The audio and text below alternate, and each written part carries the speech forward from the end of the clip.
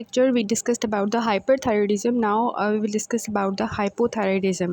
Hyperthyroidism में क्या हो रहा था कि जो T3 एंड T4 के लेवल्स थे वो ज़्यादा हो गए थे और TSH का लेवल कम हो गया था। यहाँ पे क्या होगा, हाइपोथायरॉयडिज्म में जो TSH का लेवल होगा वो ज़्यादा हो जाएगा, ठीक है, in response to low T3 and T4। So इसको हम क्या कहेंगे, हाइपोथायरॉयडिज्म।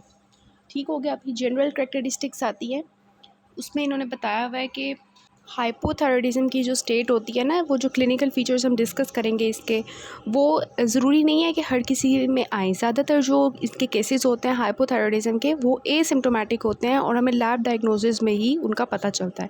ये इन्होंने थोड़ा सा जनरल कैरेक्टरिस्टिक्स में बताया हुआ है आपको। उसके बाद कॉजेज़ बता रहे हैं। जैसे हमने हाइपरथायरॉयडिज्म के कॉजेज़ पढ़े थे इंपॉर्टेंट, इसी तरह हम हाइपोथायरॉयडिज्म के कॉजेज़ पढ़ेंगे। तो सबसे पहले 3 तरह के हम कॉजेज़ डिस्कस करेंगे: primary hypothyroidism, secondary hypothyroidism and tertiary hypothyroidism. Primary hypothyroidism means that कि जो प्रॉब्लम है वो थायरॉयड ग्लैंड के अंदर है, ठीक है। सेकेंडरी हाइपोथायरॉयडिज्म मीन्स के प्रॉब्लम जो है वो हमारी पिट्यूटरी ग्लैंड के अंदर है। और टर्शियरी हाइपोथायरॉयडिज्म मीन्स के जो प्रॉब्लम चल रही है वो हाइपोथैलेमस के अंदर चल रही है। सो सबसे पहले आ जाता है प्राइमरी हाइपोथायरॉयडिज्म। इसकी कॉज है, हाइपोथायरॉयडिज्म की कॉज है क्या, primary hypothyroidism. Primary hypothyroidism means that जो थायराइड है वो फेल हो चुका है, अब वो T3 एंड T4 हार्मोन्स नहीं बना सकता।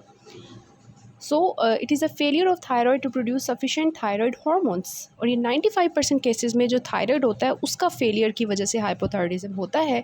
और इसकी 2 कॉजेज़ हैं, हैशिमोटो थायराइडाइटिस जो हम डिस्कस करेंगे, मेन टॉपिक है हमारा, और दूसरा है आइट्रोजेनिक कॉज। आइट्रोजेनिक मीन्स कि जो हॉस्पिटल रिलेटेड है, कि हॉस्पिटल में कोई ऐसी चीज़ हमने दी जिसकी वजह से उनके थायराइड ख़राब हो गया। हमने उनको ऐसी ड्रग्स दी जो कि हाइपोथायरॉयडिज्म कॉज करवा रही हैं। हमने उनको कुछ ऐसी रेडिएशन थेरेपी दी उनके थायराइड ग्लैंड को जिसकी वजह से थायराइड ग्लैंड जो है वो हाइपो एक्टिव हो गया, उसका काम कम हो गया रेडियो एक्टिव थेरेपी की वजह से। या हमने क्या किया, उनके थायराइड ग्लैंड को ही रिमूव कर दिया। तो 3 तरह से हमारे हॉस्पिटल रिलेटेड कॉज होता है। या तो हमने उनके थायराइड ग्लैंड को रिमूव कर दिया, थायराइडेक्टमी कर दी, रेडियो एक्टिव थेरेपी के थ्रू थायराइड को ख़राब कर दिया हमने, या मेडिकेशंस फॉर एग्जांपल लिथियम के थ्रू हमने थायराइड ग्लैंड जो है उसको हाइपोथायरॉयडिज्म में कन्वर्ट कर दिया। So second most common cause जो हमारी होती है हैशिमोटो थायराइडाइटिस की के बाद, हैशिमोटो थायराइडाइटिस जिसको हम क्रोनिक थायराइडाइटिस भी कहते हैं, it is the most common cause of primary hypothyroidism. Primary hypothyroidism की बात हो रही है। और प्राइमरी हाइपोथायरॉयडिज्म की जो सेकंड मोस्ट कॉमन कॉज है दैट इज़ आइट्रोजेनिक, जिसमें हमने देख लिया कि कौन से हॉस्पिटल रिलेटेड ट्रीटमेंट की वजह से हाइपोथायरॉयडिज्म होता है। Next is the secondary hypothyroidism, जिसमें हमने डिस्कस किया कि पिट्यूटरी डिजीज़ होगी। पिट्यूटरी क्या कर रहा था, हमने अभी पीछे भी डिस्कस किया कि पिट्यूटरी जो है वो TSH रिलीज़ कर रहा था। जब पिट्यूटरी डिजीज़ होगी, पिट्यूटरी ग्लैंड ख़राब हो जाएगा तो अल्टीमेटली TSH नहीं आएगा, TSH नहीं आएगा तो T3 एंड T4 हार्मोन्स नहीं बनेंगे।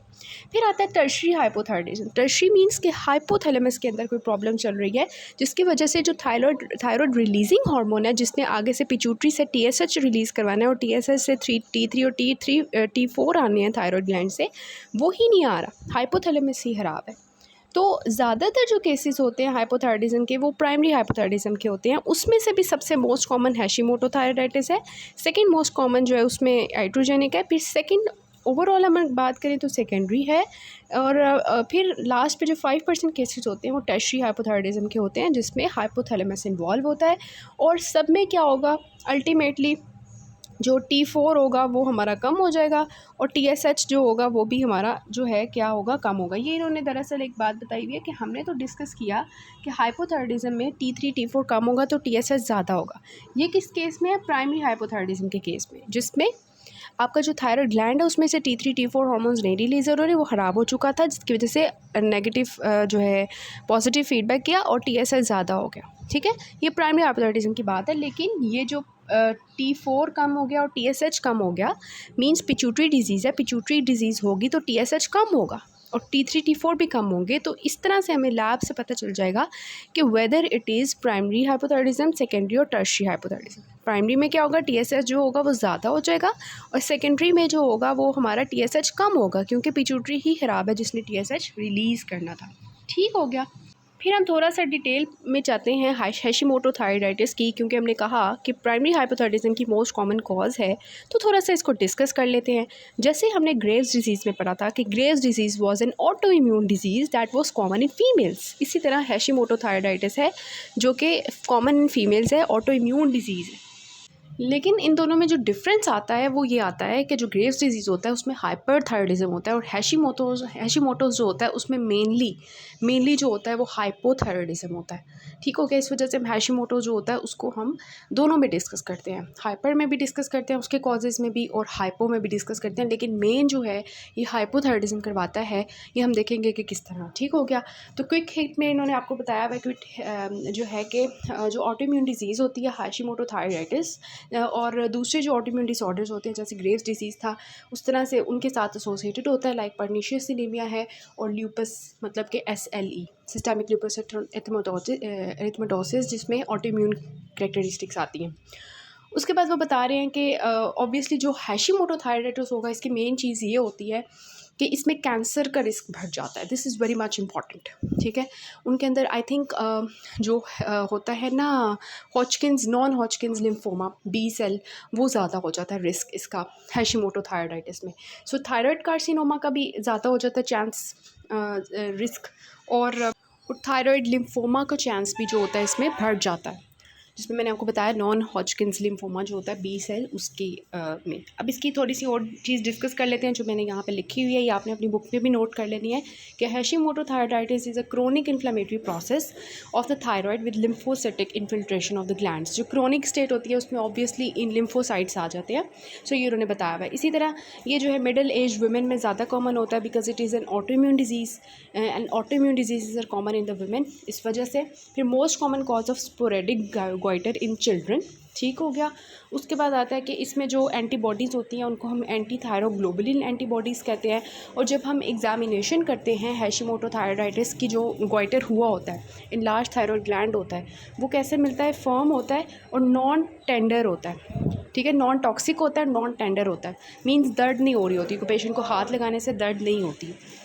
अब इसकी लैब्स जो होती हैं उसमें मेन चीज़ आती है कि उनके जो थायराइड लेवल्स होते हैं ना वो वेरी करते हैं, मतलब जैसे हाइपोथायराइडिज्म की स्टेट भी आती है और हाइपर की भी आती है।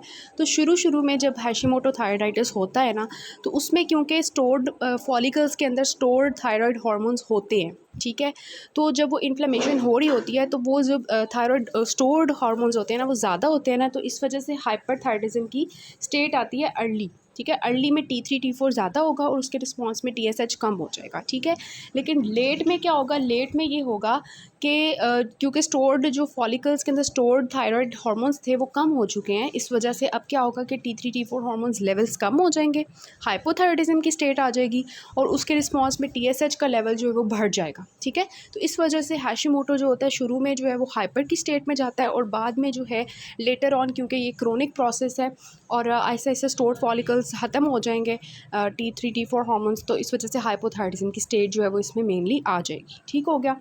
फिर आता है कि इसमें जो एंटीबॉडीज़ पॉजिटिव मिलती हैं वो हमें एंटी थायरोपेरोक्सीडेज एंटीबॉडीज़ मिलती हैं। आपको पता है ये पेरोक्सीडेज एंजाइम होता है जो कि एक्चुअली थायराइड हार्मोन्स की सिंथेसिस में टेक पार्ट कर रहा होता है, रोल प्ले कर रहा होता है। तो इस पेरोक्सीडेज एंजाइम के अगेंस्ट जो है ना वो एंटीबॉडीज़ बन जाती हैं। ठीक है। उसके बाद ये है कि हम नीडल बायोप्सी करते हैं इसकी कंफर्मेशन के लिए, लेकिन हमें ऐसा इसकी ज़रूरत नहीं पड़ती। और इसका ट्रीटमेंट क्या होता है, ऑब्वियसली क्योंकि थायराइड हार्मोन्स कम है तो इसलिए हमें यहाँ पे जो है क्या देना पड़ेगा, लीवोथायरोक्सिन देना पड़ेगा, जिसमें एक्चुअली थायराइड हार्मोन्स होते हैं और वो हम उसको रिप्लेस कर देते हैं। ठीक हो गया। अब इसके जो क्लिनिकल फीचर्स होते हैं ना वो बिल्कुल ऑपोजिट होते हैं किसके, हाइपरथायराइडिज्म के। और ऑलरेडी आपने इसको बहुत अच्छे तरीके से जो है ना प्रीवियस क्लासेस में पढ़ लिया होगा कि इसमें क्या होगा कि मेनोरेजिया होगा। वहाँ पे क्या था कि मेंस्ट्रुअल इरेगुलरिटीज़ तो दोनों में आ रही होती हैं, लेकिन जो हाइपरथायराइडिज्म होता है उसमें मेंसेस जो होते हैं वो कम हो जाते हैं, एमेनोरिया हो जाता है। और यहाँ पे क्या होता है, मेनोरेजिया होता है, मीन्स हैवी मेंस्ट्रुअल पीरियड्स होते हैं। इसके अलावा क्या है, इस वजह से जो हैवी मेंस्ट्रुअल पीरियड की एक गर्ल आपके पास गायनोकोलॉजी डिपार्टमेंट में आएगी तो आपने उससे हाइपोथायराइडिज्म का भी ज़रूर एक हिस्ट्री ज़रूर लेनी है। ठीक हो गया। फिर वेट गेन आ जाता है, उसमें वेट लॉस हो रहा था हाइपरथायराइडिज्म में because of the metabolism fast हुआ था, यहाँ पे मेटाबॉलिज्म स्लो हो गया है जिसकी वजह से वेट गेन होगा। फिर आ जाता है कोल्ड इंटॉलरेंस होगी। हाइपरथायराइडिज्म में क्या था, जो हीट इंटॉलरेंस हो रही थी, स्वेटिंग बहुत ज़्यादा थी, वार्म मॉइस्ट स्किन थी। ठीक है। लेकिन यहाँ पे क्या है, यहाँ पे कोल्ड इंटॉलरेंस हो रही है। वहाँ पे हम उनको वार्म जो है ब्लैंकेट्स नहीं दे रहे थे, वहाँ पे हम कूल ब्लैंकेट्स दे रहे थे। यहाँ पे हमें उनको वार्म ब्लैंकेट्स देने पड़ेंगे बिकॉज़ उनका मेटाबॉलिज्म स्लो हुआ है, वो सर्दी में हुए हुए हैं, सर्द हुए हुए हैं वो लोग। फिर कॉन्स्टिपेशन है यहाँ पर। वहाँ पे क्या था, हाइपरथायराइडिज्म में डायरिया था, यहाँ पे कॉन्स्टिपेशन आ रही है। फिर आता है कि inability to concentrate. This is an important thing कि शुरू में जो ज़्यादातर प्रॉब्लम होती है हाइपोथायराइडिज्म में, वो क्या होती है, इनएबिलिटी टू कंसंट्रेट। किसी काम में जो है वो कंसंट्रेशन नहीं होती बच्चों की, ख़ास तौर पे जो है हम इसको नोटिस करते होते हैं। आपने पढ़ा होगा क्रेटिनिज्म का एक स्टेट होती है, वो हम पीड्स में ज़्यादा इंपॉर्टेंट है, जिसमें क्या होता है कि बच्चों को वो कंसंट्रेशन उनकी जो है वो लैक कर रही होती है। फिर आता है कि इसमें मसल वीकनेस और आर्थरालजियाज होंगे, डिप्रेशन की तरफ पेशेंट जा सकता है, एंड डिमिनिश्ड हियरिंग में भी प्रॉब्लम आ रही होगी, और ओवरऑल पेशेंट जो है वो बहुत वीक सा, फटीक सा आपको मिलेगा। तो ये जो हैं कुछ ऐसे क्लिनिकल फीचर्स हैं जिनको हम सिनेरियोज़ में भी डिस्कस करेंगे, और आपने जो है वो डायग्नोज करना होगा कि ये क्लिनिकल फीचर्स कैसे सेट आ रहे हैं हाइपोथायराइडिज्म के लिए। फिर ये होते हैं सिम्टम्स जो हम पेशेंट के अंदर नोट कर रहे होते हैं कि बहुत ही इनएबिलिटी टू कॉन्सेंट्रेट है, वीक सा है, वेट लॉस हुआ हुआ है उसका, हियरिंग में उसकी प्रॉब्लम आ रही है, ठीक है, सॉरी वेट गेन हुआ हुआ है, मैनोरेजिया, अगर फीमेल है तो मैनोरेजिया, बिकॉज ज़्यादातर फीमेल्स ही होती हैं। फिर साइंस आ जाते हैं। साइंस में हमने नोट की कि उसकी जो स्किन थी, जो उसको जो है कोल्ड इंटॉलरेंस हो रही थी, अब उसकी जो स्किन होगी वो बहुत ड्राई सी होगी। उसके बाल जो है वो वहाँ पे तो फाइन हुए हुए थे ना हाइपर में, यहाँ पे कोर्स से खराब से जो है वो बाल हुए होंगे। होर्सनेस ऑफ वॉइस इसमें बहुत इंपॉर्टेंट होती है। फिर आता है नॉन पिटिंग एडिमा होगा because of the accumulation of gags. इसके अलावा कार्पल टनल सिंड्रोम होगा because of the median nerve compression. इसके अलावा स्लो रिलैक्सेशन, ये भी आपका एक सिनेरियो पॉइंट आता है कि slow relaxation of the deep tendon reflexes, tingling numbness सी हो रही होती है। और इसके अलावा क्या है, ब्रेडिकार्डिया, वहाँ पर टेकिकार्डिया था हाइपरथायराइडिज्म में, यहाँ पे ब्रेडिकार्डिया है। यहाँ पे जो है गोइटर के केस में जो हैशिमोटो का गोइटर होगा वो रबड़ी सा नॉन टेंडर होगा, जबकि हमने पहले भी बात की थी जो थायराइडाइटिस एक्यूट होता है ना, इन्फ्लेमेशन एक्यूट होती है, उसमें वो बहुत ज़्यादा दर्द वाला होता है, टेंडर होता है, इनलार्ज हुआ होता है, और सिमेट्रिकल नहीं होता, मींस मल्टी नोड्यूलर होता है, जो हमने ऑलरेडी देखा हुआ है किस तरह का होता है। फिर जो सब एक्यूट थायराइडाइटिस होता है ना, उसमें हमारा पीछे वो वायरल इन्फेक्शन जो है उसकी हिस्ट्री होती है कि पेशेंट को पहले कोई वायरल इन्फेक्शन हुआ था, फीवर हुआ था, और उसके बाद वो जो वायरस के अगेंस्ट एक एंटीबॉडीज़ क्रिएट हुई थी, उसकी वजह से थायराइड इफेक्ट हो गया और वहाँ पे अब इन्फ्लेमेशन स्टार्ट हो गई है। So that is actually the subacute thyroiditis. Hashimoto's is chronic, और क्रोनिक है तो इस वजह से नॉन टेंडर है।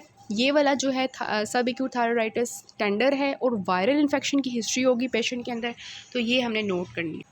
अब हम चलते हैं इसके डायग्नोसिस की तरफ। तो डायग्नोसिस इसका बहुत ही इजी है। इसमें जब भी हमारे थायराइड का कोई केस आता है तो उसमें हम इन्वेस्टिगेशंस में सबसे पहले जो है वो टीएसएच को प्रेफर करते हैं, और TSH obviously because of in response to हमारा जो है वो T3 T4 ज़्यादा हुआ होगा। लेकिन वो हमने इस तरह से लिखना होता है, जब भी आपको इन्वेस्टिगेशंस आएंगी तो आपने जो है इस तरह से लिखना है कि अगर इस तरह से, ठीक है, प्राइमरी, सेकेंडरी और टर्शरी।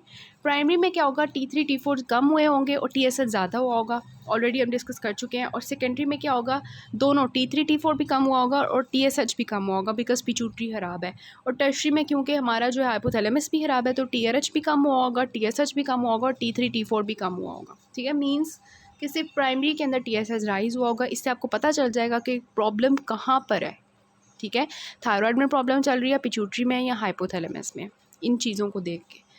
फिर आता है हमारा सब क्लिनिकल हाइपोथायराइडिज्म। ये भी एक स्टेट होती है। इसमें ये होता है कि हमारा जो T3 T4 हार्मोन्स कम हुए होते हैं ना, उसके रिस्पांस में TSH ज़्यादा हो जाता है। अब TSH जब ज़्यादा होता है तो उसके रिस्पांस में जो T4 होता है ना, T4 ये थोड़ा ज़्यादा हो जाता है, मीन्स के नॉर्मल, ज़्यादा भी नहीं, नॉर्मल की स्टेट में चला जाता है, ज़्यादा भी नहीं होता, मतलब TSH ज़्यादा होके T4 को नॉर्मल स्टेट में ले आता है।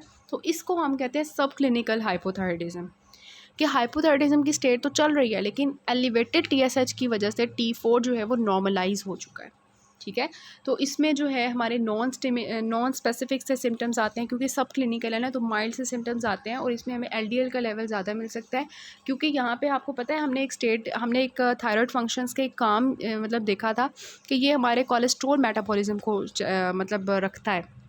थायराइड हार्मोन्स जो होते हैं ये हमारे एलडीएल लेवल को कम कर रहे होते हैं, एचडीएल लेवल को ज़्यादा कर रहे होते हैं। लेकिन अगर हाइपोथायराइडिज्म की स्टेट होगी तो अल्टीमेटली जो है कोलेस्ट्रॉल ज़्यादा हो जाएगा बॉडी में, उसका मेटाबॉलिज्म ख़राब हो जाएगा, तो हाइपर कोलेस्ट्रोलीमिया होगा, गोइटर होगा, ठीक है। और हाइपोथायराइडिज्म के जब सिम्टम्स आना शुरू हो जाते हैं, टीएसएच का लेवल बहुत ज़्यादा हद तक ज़्यादा हो जाता है, ये वुमेन जो कि प्रेग्नेंट होती हैं उन केसेस में हम सब क्लिनिकल हाइपोथायराइडिज्म का ट्रीटमेंट करते हैं।